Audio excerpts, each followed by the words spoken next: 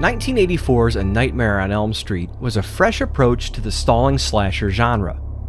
Horror was at its peak but stagnating quickly thanks to a continuous stream of low-budget productions copying the templates of more successful films. Instead of a lumbering killer in a mask hacking through teenagers in the real world, Freddy Krueger was an intelligent killer with a supernatural twist. The wisecracking ghost of a child-murdering pedophile returns to seek revenge on his subduers by killing their children in their sleep.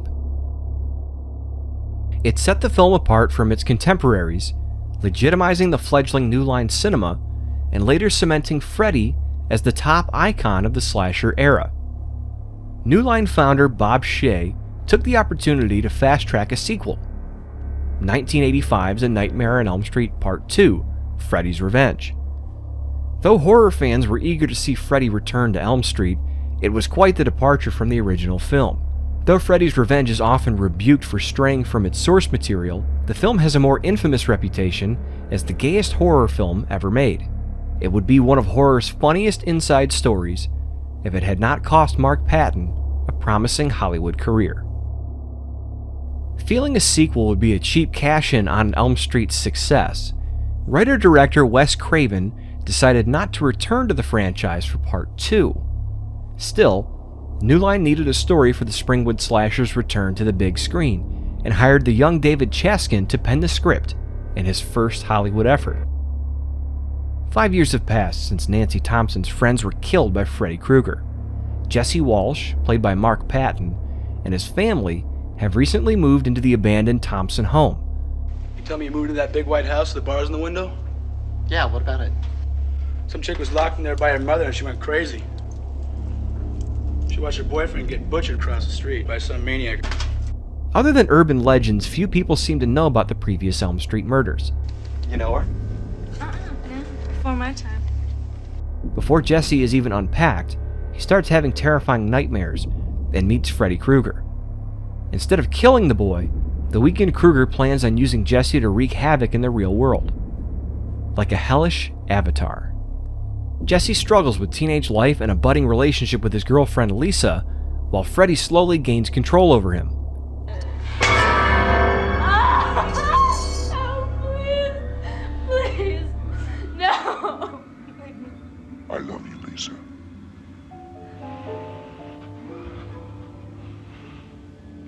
Jesse, help. When Freddy begins spilling blood in the real world, Jesse's love for Lisa helps him regain control and break Freddy's grasp. This was the last film before Krueger went full-on Johnny Carson and showcases arguably the most terrifying Freddy of the franchise. So when I first saw this flick, my eye was drawn more to the terrifying story and Robert Englund's portrayal of Freddy Krueger than the homoerotic aspects of the film. Something is trying to get inside my body. Yeah, and she's female and she's waiting for you in the cabana. And you want to sleep with me. Looking back as an adult, it's laughable that it wasn't so obvious to me as a 12-year-old immature kid, but apparently this went unnoticed by moviegoers and even the majority of the cast and crew as well, including director Jack Shoulder.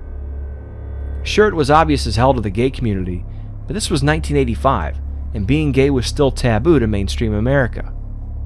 The gay community was still very underground, and it wasn't until articles in the Village Voice and The Advocate called attention to what Chaskin referred to as homoerotic subtext that people started scrutinizing Freddy's Revenge in such a manner. According to a 2016 BuzzFeed article, Mark Patton recognized that Jesse was written as a gay character upon reading the script. After being advised to remain in the closet by his agent and seeing the repressive nature of Hollywood at the time, Patton was torn. Should he pass up the role that could make his career over fears of being outed as a gay actor? He took on the role of Jesse Walsh with hopes of repeating Johnny Depp's success from the original Nightmare on Elm Street. Unfortunately, Patton's fears were soon realized. When Freddy's Revenge was outed, so too was Patton, who soon grew pigeonholed as a gay actor in 1980s Hollywood, a Hollywood that was not yet as accepting of the lifestyle. After being advised to play it straight to preserve his career, Patton found himself with nowhere to hide and left Hollywood shortly after the release of Part 2. Patton claims that in the years after Freddy's Revenge, David Chaskin would deflect questions about the homoerotic aspects of the film and blame the lead actor's performance. Apparently Jesse wasn't gay, but Patton's portrayal of Jesse was reflective of his own sexuality. Though I was unable to dig up any of Chaskin's earlier comments blaming Patton, his comments on the 2010 documentary Never Sleep Again, The Elm Street Legacy, confirm his past attempts at denial. Not only that, but Chaskin admits his intentional injection of gay or homoerotic themes into the story. You know, we've always pussyfooted around this. Look, it was supposed to be subtext. Early on, Grady pantses Jesse and they wrestle around a bit before hitting the showers. In this scene, Grady explicitly tells Jesse that Coach Snyder frequents S&M clubs downtown and likes pretty boys like Jesse. Immediately after this scene, Jesse and Freddy have an intimate yet terrifying encounter. Then there's the infamous dance scene, the no chicks sign, probe in the closet, the phallic cake pans on the kitchen wall. Freddy continues to taunt Jesse in his dreams each night, slowly possessing him. As things intensify, Jesse seems more and more awkward around Lisa, who's trying to help him stay strong.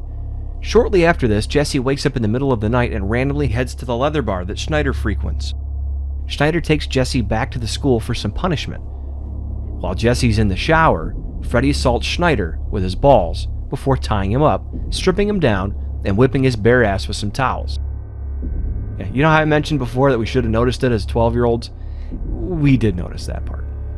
Freddy, through Jesse, then butchers Snyder in the shower. Later, Jesse rejects Lisa's advances and leaves her party to crash with Grady, who he then kills as well. He then returns to Lisa's for the film's climax. Freddy takes over Jesse and Lisa helps him find the strength to break Freddy's grasp. Freddy symbolized the ever-present taunt of Jesse's sexuality that he fought to suppress. That said, the intentional imagery and themes used liberally throughout the film, entire scenes in fact, bring the subject to the surface of the film.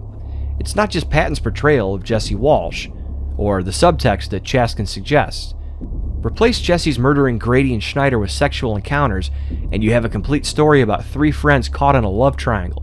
In fact, you'd be hard-pressed to find a single female victim once Jesse fully succumbs to Freddy's temptation. Though it was controversial at the time, it really gives the film a whole new dimension and makes it that much more intriguing, as opposed to just another misguided sequel. The issue here is that Chaskin deflected the heat toward Patton for nearly 30 years, indirectly outing him in the process. It wasn't until Never Sleep Again was released in 2010 that Chaskin came clean. When Patton viewed the documentary, he was shocked to see Chaskin change his position on the film after 25 years. It was supposed to be subtext.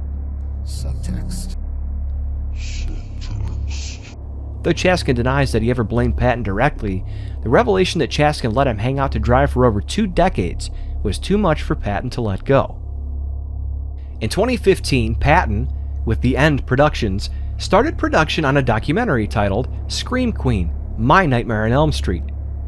Through interviews and insight from some of the cast and crew of Freddy's Revenge, Scream Queen seeks to expose the truth about Hollywood's gay subculture in the 1980s. By discussing Patton's story, the project hopes to shed some light on the homophobia in Hollywood at the time, caused in part by the AIDS epidemic.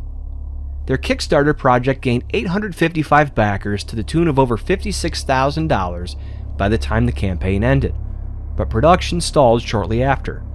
Their social media and website had been silent for over a year, and there was no word on if the film was ever going to be released until October of 2017, when a new teaser and more information appeared online thanks to BloodyDisgusting.com. So it appears the film will, eventually, see the light of day. Perhaps Chaskin was deliberate in shaping the gay tone of the film, and pushed the heat on his gay lead unaware of the effects it had on Patton's life. Maybe Patton's portrayal embellished those aspects and put it over the top. Or did the combination of Patton's sexuality, Chaskin's writing, and the production designer's placement of symbolic props put the film on people's radar? Or gaydar, I suppose. Whatever the case, A Nightmare on Elm Street Part 2 helped Freddy Krueger overtake the 80s slasher genre, thanks in part to its reputation as the gayest horror movie of all time, albeit at the expense of a young Hollywood star. Thank you for watching this episode of Horror History.